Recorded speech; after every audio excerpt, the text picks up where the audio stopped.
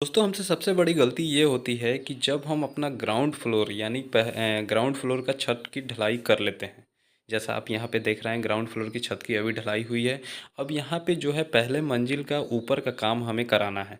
तो उसके लिए हमें पिलर उठाना है। तो जब हम पिलर के तरफ जाते हैं तो वहाँ देखते हैं कि जो पिलर यहाँ पे दिया गया है उस पिलर में हमने तो लैप के लिए यानी सरिया ऊपर खड़ा करने के लिए उसमें स्टील दिया ही नहीं है, या फिर बहुत छोटा स्टील दे दिया है। उस टाइम हम ध्यान दिए ही नहीं। तो अब सबसे बड़ा टेंशन ये हो जाता है कि अब इस स्टील को ऊपर कैसे उठाया जाए, अब इस स्टील में लैपिंग कैसे दिया जाए। क्योंकि बहुत जगह ऐसा होता है, जैसे ये जो मैं आपको कॉलम दिखा रहा हूँ इसमें आप ध्यान दीजिएगा कि ये 1.5 से 2 फीट का यहाँ पे स्टील छोड़ा गया है। तो यहाँ पे 1.5 से 2 फीट का छोड़ा गया है। अगला जो पिलर मैं बीच में दिखा रहा हूँ वहाँ आप देखिएगा कि जैसे वहाँ पे 6 स्टील है, उसमें कोई 1.5 फीट का सरिया आपको दिखाई दे रहा होगा, कोई सिर्फ यहाँ पे 5 से 6 इंच का दिखाई दे रहा है। यानी अब उसको कैसे उठाया जाए ऊपर। एक तो वो लैपिंग जोन में नहीं है, तो अब पिलर को ऊपर उठाने के लिए जो नीचे से स्टील आया है वो आपका लैपिंग जोन में होना बहुत ज़रूरी है, क्योंकि वहीं पे जो फेलियर का चांसेज होता है। आप देख रहे हैं यहाँ पे जो ये आप देख रहे हैं कि कहीं पे 1 फीट का कहीं पे 6 इंच का इस भी पिलर मैं आपको दिखा रहा हूँ कि सिर्फ यहाँ पे एक सरिया का टुकड़ा समझिए कि छोड़ दिया गया है। अब इसको लैपिंग यानी इसमें ज्वाइंट करने के लिए आप जब इसको जोड़ेंगे तो ये बिल्कुल छत के पोजीशन में यानी बॉटम के पोजीशन में वहाँ पे सभी सरिया को ज्वाइन करना पड़ेगा। तो ये बहुत बड़ा मिस्टेक है जो हमारा स्ट्रक्चर जो होता है, बिल्डिंग जो फेल्योर का चांस होता है वो सबसे ज़्यादा यहीं पे होता है। क्या कि हमारा जो स्टील होता है, जो हम पिलर में स्टील जोड़ते हैं वो हमारा लैपिंग जोन में नहीं होता है। और जो सभी जॉइंट जैसे इस पिलर में आप देख रहे हैं 4 सरिया है, इसमें भी आपको 4 दिखाई दे रहा है, बीच वाले में 6 दिखाई दे रहा है। तो अब ये जितने भी हम स्टील जोड़ेंगे सब एक ही जगह 6 का 6 एक ही पोजीशन में वहाँ पे एक ही जॉइंट पे आएगा, कोई ऊपर नीचे यानी स्टेगर्ड नहीं है। तो ये बहुत बड़ा फेलियर है। अगर वहाँ वहाँ अर्थक्वेक वगैरह का फोर्स लगता है, शियर फोर्स आता है, तो यहीं से कॉलम को क्रैक होने का चांस बन जाएगा, यहीं से बिल्डिंग गिरने का चांस बन जाएगा। तो सबसे पहले यहाँ जैसे मैं आपको दिखा रहा हूँ कि पेपर पे यहाँ पे समझ लेते हैं कि हमें करना क्या चाहिए था। अब जैसे ये कॉलम है, एक आप ये देख रहे हैं ये कॉलम है, तो ये नीचे से मतलब ये जो हमारा छत है यहाँ से और यहाँ तक मतलब आप 3 फीट कम से कम ऊपर यहाँ आपको लैपिंग नहीं देना है। ये जो बीच का जगह है, ये जो बीच का जगह है 4 फीट, यानी 3 फीट के बाद ये 4 फीट का जो जगह है इसमें आपको लैपिंग देना है। फिर ये छत है, छत से ये जो ऊपर का 3 फीट का हिस्सा है इसमें आपको लैपिंग नहीं देना है। ये चीज़ क्लियर मैं यहाँ कर देता हूँ, आप ध्यान रखिएगा कि ये टोटल हमारा कितना 10 फीट का मान लीजिए ऊंचाई है, कहाँ से, ज़मीन से लेके और छत तक का।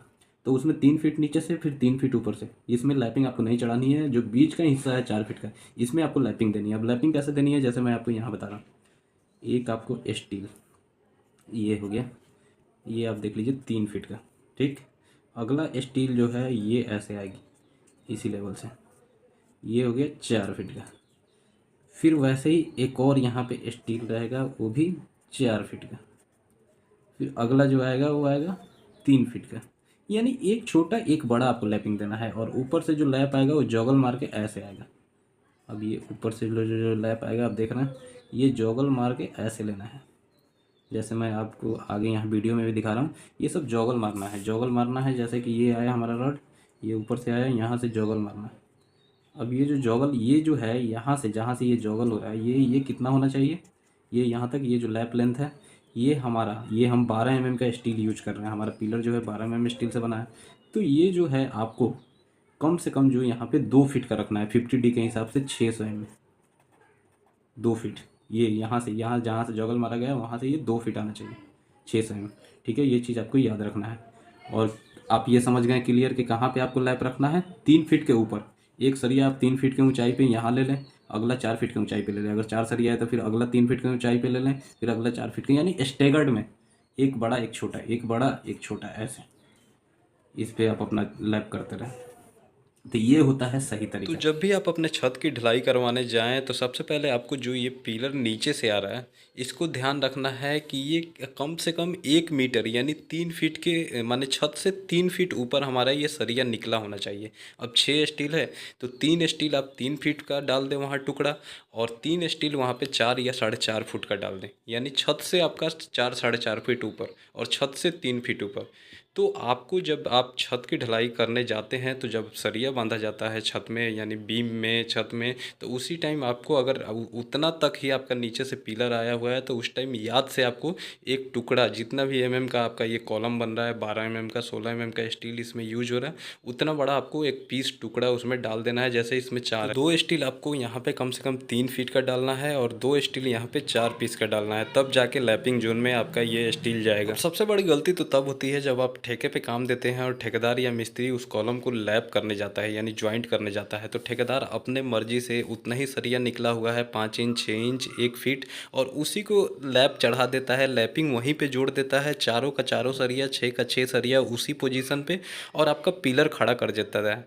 जब बाद में फ्यूचर में कभी लोड वगैरह ज़्यादा लगता है, अर्थक्वेक आता है, तो आपका घर वहीं से गिर जाता है। अगला वीडियो आएगा उसमें मैं आपको पूरी डिटेल में बताऊंगा कि अगर आपके साथ भी ये गलती हो गई है तो आपको उसमें कैसे लैप देना है, उसका सही तरीका क्या है, उसको कैसे ठीक करना है ताकि आपका घर सेफ रहे और सबसे बेस्ट और अच्छा तरीका क्या है। तो वीडियो का ज़रूर इंतज़ार कीजिएगा और चैनल को सब्सक्राइब कर दीजिए।